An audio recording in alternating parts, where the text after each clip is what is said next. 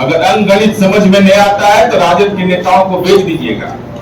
इसका मतलब तेजस्वी यादव आपको वोट स्थानांतरित कराने की क्षमता आप में नहीं है कि जिसकी जितनी संख्या उतनी उसकी हिस्सेदारी, केवल ये इस्तेमाल करते हैं और बाकी कुछ इनको लेना देना नहीं है।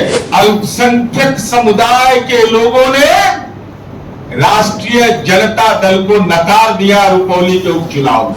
के घेरे में माननीय तेजस्वी यादव जी हैं। आज रुपौली में हम चुनाव हार गए, इसको हम सार्वजनिक रूप से स्वीकार करेंगे। कहीं कोई इसमें शक शुबा नहीं है। हमारी रणनीति की क्या चूक रही, पार्टी और एनडीए इसकी समीक्षा कर रहा है। लेकिन हम सवाल आज के घेरे में माननीय तेजस्वी यादव जी हैं। माननीय तेजस्वी यादव जी, आंकड़े इस बात के गवाह हैं कि आपका जो दावा था M22 समीकरण का, अल्पसंख्यक समुदाय के लोगों ने राष्ट्रीय जनता दल को नकार दिया रुपौली के उपचुनाव में। इसमें अल्पसंख्यक मतदाताओं ने राष्ट्रीय जनता दल के नेतृत्व पर भरोसा नहीं किया। इसका मतलब साफ है कि मुसलमान समुदाय के लोग राष्ट्रीय जनता दल की कारगुजारी को पकड़े, रेड हैंड पकड़े, कि केवल ये इस्तेमाल करते हैं और बाकी कुछ इनको लेना देना नहीं है। इसीलिए वोट का जो परसेंटेज आप देखिएगा तो बहुत ही लो स्टैंडर्ड पर इनको वोट मिला है। ये महत्वपूर्ण पक्ष है।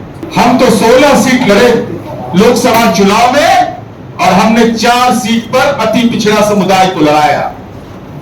लेकिन राष्ट्रीय जनता दल ये बताए, माननीय तेजस्वी यादव आप बोलते हैं कि जाति सर्वे जो हमने करवाया समाज के सारे तबके का, उसका श्रेय लेते हैं, नारा लगाते हैं कि जिसकी जितनी संख्या उतनी उसकी हिस्सेदारी। तो हम तो 16 में 4 सीट दिए और आप 23 में 2। आपके परिवार का 2 आदमी चुनाव लड़ेगा, एक परिवार का, और एक अति पिछड़ा समुदाय जिसकी इतनी बड़ी आबादी है उसको राजनीतिक हिस्सेदारी देते हैं आप 2। और उसमें भी हालात आपने क्या कर दिया। बीना भारती जो राष्ट्रीय जनता दल का लोकसभा में उम्मीदवार थी, 27,220 वोट आया इसका, और 3 दिन आप प्रवास किए वहां। इसका मतलब तेजस्वी यादव आपको वोट स्थानांतरित कराने की क्षमता आप में नहीं है। अति पिछड़ा समुदाय को आप समझते हैं कि इनकी कोई भूमिका नहीं है। 2 सीट दिया और मेरा आरोप है सीधा कि जानबूझ करके बीमा भारती को आपने अपमानित किया। ये आपकी मंशा साफ थी। 2010 से लेकर के आज तक के आंकड़े देख लीजिए। 2010 में बीमा भारती वहां से चुनाव जीती।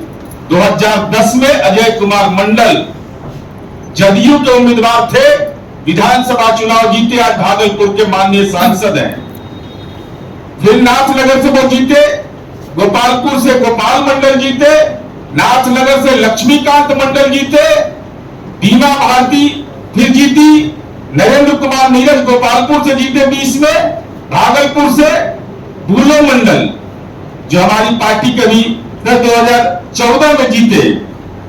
जब 2014 में हम अलग होकर के चुनाव लड़ रहे थे, वो राष्ट्रीय जनता दल के बैनर तले जीते। और भागलपुर से फिर अजय मंडल। तो गंगोटा समुदाय की हिस्सेदारी आपने क्या दिया, मात्र एक बार 1 सीट पर, जिसकी इतनी बड़ी आबादी अंगिका क्षेत्र में है। अति पिछड़ा को धोखा दिया तो उससे मन नहीं भरा, तो गंगोटा समुदाय को धोखा दिया उससे नहीं मन भरा, तो आपने अपनी सहयोगी पार्टी को ही धोखा दे दिया।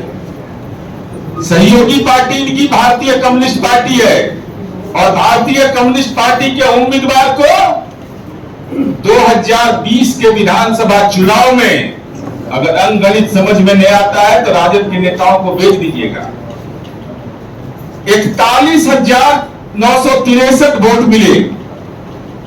और सीपीआई के दावे को आपने दरकिनार कर करके राजनीति के सामंत बन करके सहयोगी पार्टी की भूमिका को नकार करके आपने जिनको लड़ाया उनको आया 30,619। दावा किसका था सही? सीपीआई का दावा बनता था। अब वामपंथी पार्टियों में आत्मसम्मान है कि नहीं मैं नहीं जानता। अगर आत्मसम्मान है तो ये सवाल पूछ तेजस्वी यादव के खाते में हम डाल रहे हैं कि आप इस बात को स्पष्ट करिए कि आखिर गुनाह क्या है अति पिछड़ा समुदाय का। और हमने तो अभी लोकसभा में संसदीय दल का नेता बनाया, केंद्रीय राज्य मंत्री बनाया, लेकिन आपको तो मौका मिलता है तो विधानसभा में हम ही रहेंगे, विधान परिषद में माताश्री दस्तखत करेंगे पावर पिताजी का, प्राइवेट लिमिटेड कंपनी चलाओ पूरा। तो ये रुपौली उपचुनाव का परिणाम कि हमारी पार्टी और एनडीए तो समीक्षा करेगा, लेकिन हमारा ये आरोप है तेजस्वी यादव पर कि आपके परिवार के लोग जो पार्टी चलाते हैं राष्ट्रीय जनता दल, गंगोता समुदाय का राजनैतिक अपमान करना आपकी कार्य संस्कृति का अंग है, जिसका शिकार बीमा भारती है।